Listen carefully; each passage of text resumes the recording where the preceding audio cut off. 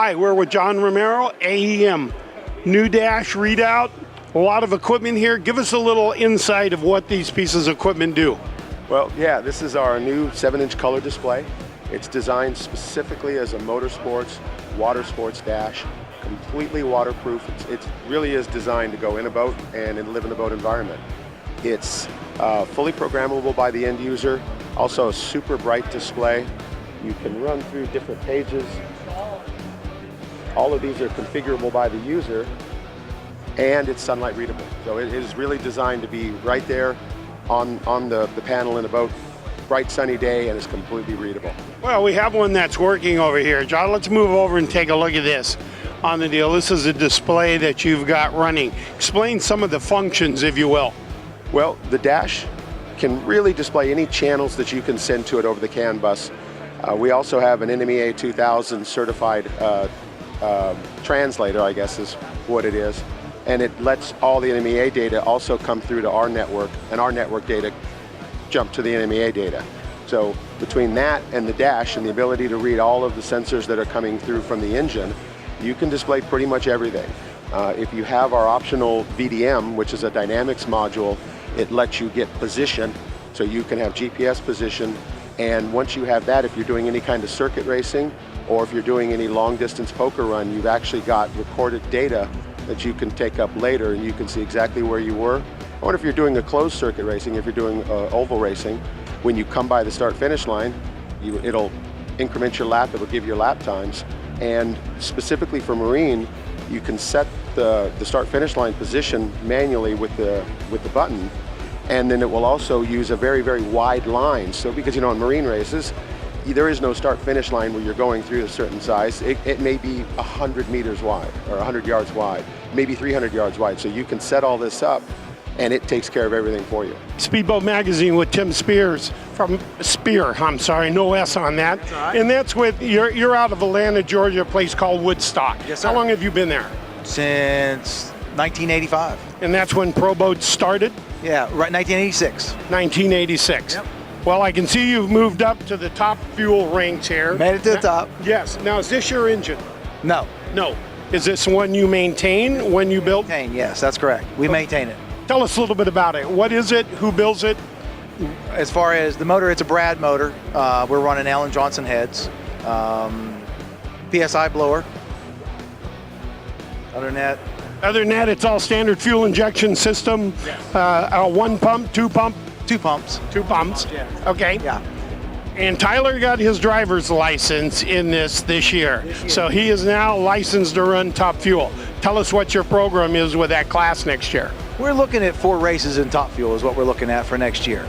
It's too hard for us to do the West Coast swing, so we're probably just going to stay Midwest and back east.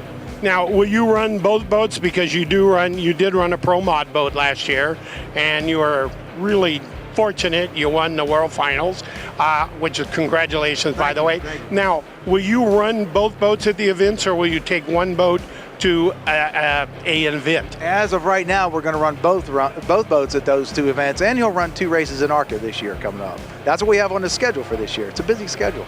Hi, Speedboat Magazine with Tyler Spear. Tyler, you had a great year of racing. You got to accomplish a lot of things. You got a driver's license in this rocket for Top Fuel. Tell us about your experience doing that. It was definitely an eventful season. This Top Fuel boat with Bob and Sue Montgomery partnership. It was very interesting. The first race out against Brian Sanders, we beached it.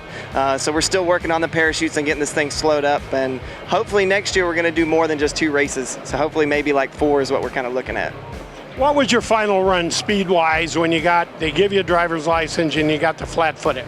I don't know what the first one was, but the last 2 passes that we've made, both of them were 390s at about 230 mile an hour. So they said we can at least easily go to 370s before it'll start eating parts. We just wanted a good baseline this year to figure out what the team needed and where we needed to go with the boat.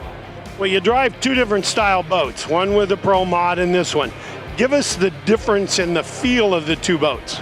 It's kind of funny because this boat being the outrigger style compared to the Pro Mod that is like a Deaver style that's all one solid piece, This one rides like a Cadillac, and this one as soon as you mat it, it's straight because it's got the dual props. The Pro Mod, on the other hand, it likes to torque steer real hard, especially to the right, so we always have to correct left, and we adjust the prop a lot with that to get the torque steer out of it. But we also had a good season with the Pro Mod, win the championship this year, which was it was a pretty neat feat, and especially only being our second year out with it. So I don't know if a lot of it was luck or what it was, but it was a pretty cool year. Well, tell the viewing public, because it wasn't that easy at Phoenix on the deal. You had some issues. Give us the insight on what you had to go through to meet the finals and finally take the win. The last two races in general were rough. We qualified dead last at Parker, so we went out to go up against Jimmy Boer, and that was a big round, and that's what gave us the 200-point lead going into Phoenix. We got to Phoenix, and we did all the maintenance that we had to do. We checked out everything. Everything was perfect. And, of course, all the gremlins on the last race came out. We had a starter go out. We never had a starter go out in the season. We had the valve springs were just changed. We had a valve spring break after one of the rounds of qualifying. And then what was the other thing? We had oil pressure problem with the oil pump. So, I mean, it was everything that could go wrong was going wrong. We didn't qualify very well there either. I think we were either like third from last or something. I think we were like 12th or I don't know. It was bad out of 14 boats. And we had just had a good first round. Had a cut a good light up against Keith Bunk and got that round. And then I made sure that the guys that were second and third, Kevin, Helm, and Boer, I wanted them to go first so I could see exactly what I had to do and where I needed to go. So we pulled it out, but it was definitely challenging last race at Phoenix. Well, congratulations, young man. This is a pleasure talking with you, and we'll look forward to seeing you on the circuit next year. I appreciate it. Thank you for everybody, Speedboat Magazine. Speedboat's coverage of the 2016 performance racing industry is coming to a close. Until our next video, good luck and enjoy watching Speedboat.com.